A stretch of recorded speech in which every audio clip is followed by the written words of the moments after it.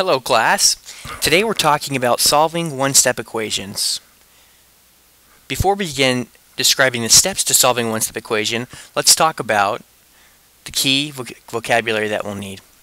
The first key vocabulary is inverse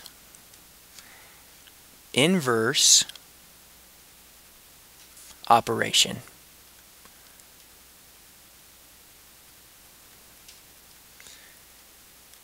Okay.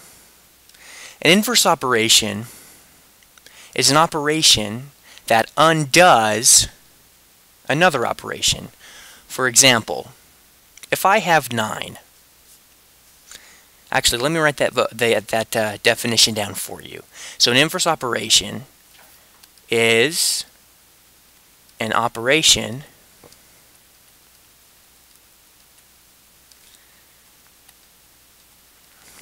that undoes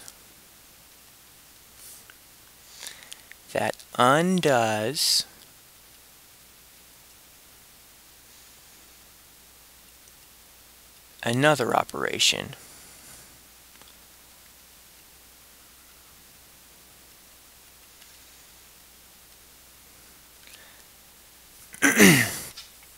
This has 2 P's. That is a typo. So let's just scratch this out and we'll rewrite it. Operation.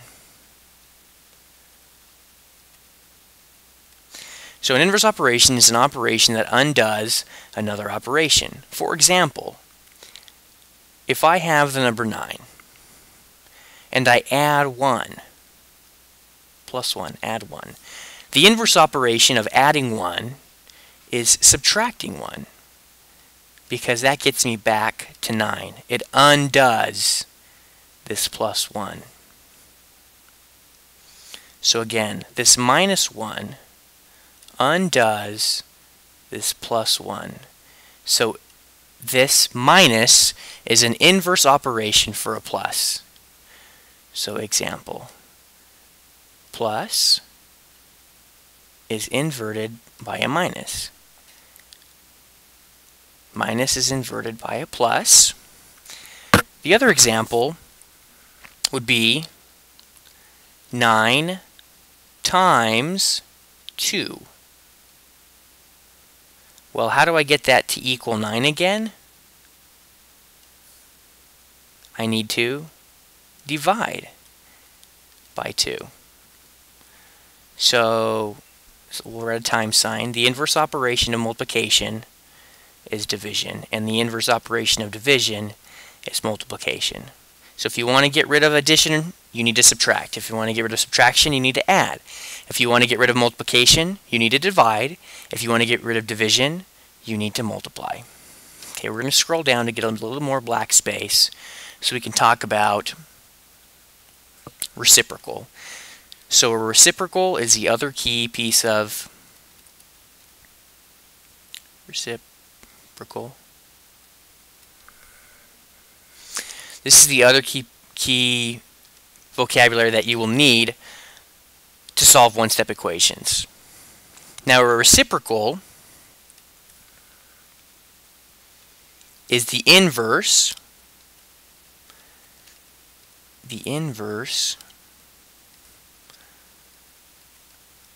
of a fraction.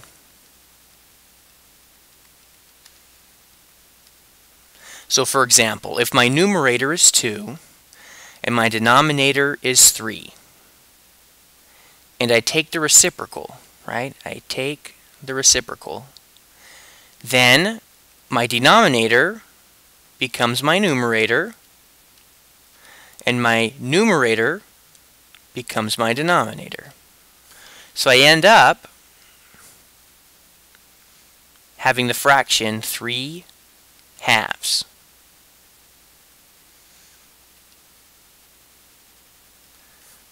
Okay, again, that is 3 halves. 3 halves is the reciprocal of 2/3, because it is the inverse of the fraction. The denominator became the numerator became the denominator. So now, let's talk about solving one-step equations. Step 1.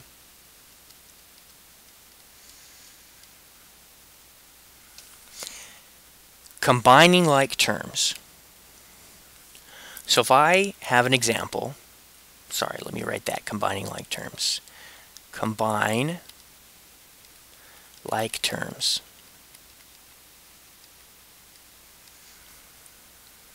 So if I have the example x plus 7 equals 12.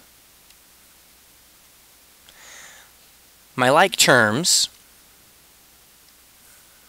for x is just my x. My like terms for numbers are my 7 and my 12. Now, as in the past, you want to have your x's on one side, your x's on one side of the equal sign, and your numbers on the other. So I have my 7 next to my x. I want to get it to the opposite side of the equal sign. To do this, I need an inverse operation. So I need the 7 to go to 0. I'm adding 7 here, so then I subtract 7. And I get x plus 0 equals 12 minus 7. 12 minus 7. 12 minus 7 is, very good, 12 minus 7 is 5. So x equals 5. Let's double check. Let's go ahead and plug our 5 back in up here and double check. Does 5 plus 7 equal 12? Yes, it does. So that's the first example of a one-step equation. How to solve for a one-step equation. You simply combine like terms. Step 1, there's one step. One step to solving a one-step equation. And that is combining like terms. So let's try a different example that doesn't have to do with addition and its inverse, subtraction. 3x equals 12. Again, my one step is to combine like terms. That's what I need to do. I have an x here, and I have numbers that are here and here. So how do I get x by itself and a number over here? Well, I'm multiplying 3 times x right here, right? That's really what's going on. This is 3 times x. So the inverse of multiplication is division. Very good. So if I divide by 3, this becomes 1. 1 times x is x. If I divide by 3 over here, 12 divided by 3 is 4. So x equals 4. Let's do one last example. And let's do it with multiplication and division again. But this time let's call it x over 2 equals 6. So again, we have our x and we have our numbers, the number 2, the number 6. I want to get the numbers together and the x by itself. So I have x equals, well, how do I get rid of this 2? I'm dividing by 2, so my inverse operation to division is multiplication. So I'm going to multiply by 2. If I multiply by 2, these cancel, and to 1, 1 times x is x, and I multiply this side by 2. I have to do the same thing to both sides of the equation. 6 times 2 is 12. So x equals 12. Once again, these have been one-step equations. The one step is combining like terms. You combine like terms using the inverse operation. So again, if you're adding, then you need to subtract that number. If you're subtracting, then you need to add the number. If you're multiplying, then you need to divide. If you're dividing, then you need to multiply. The reciprocal. The reciprocal is important if we're using fractions. So before we end, I'd like to do one last example using fractions. How you combine like terms with fractions. So let's say 2/3 x equals 1/3.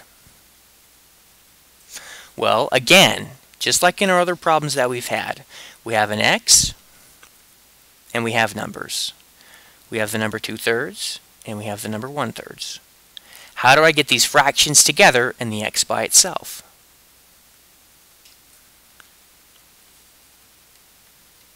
Well, here we're multiplying by 2/3. So we need to divide by 2/3. But remember, when you divide a fraction by a fraction, you multiply by the reciprocal. So I'm going to multiply both sides by the reciprocal of 2/3, which we learned earlier is 3/2. So 3/2 times 2/3. The 2's cancel to 1. The 3's cancel to 1. 1 over 1 is 1. 1 times x is x. Then I multiply this side by 3/2. Again, this is the reciprocal of 2/3. The 3's cancel to 1, and we're left with 1 over 2. So our final answer is x equals 1 over 2. Let's go ahead and check that. 2/3 from this original problem times 1/2, which is our x, our answer, is equal to, these 2's cancel to 1, and we're left with 1/3. That was our answer. Very good.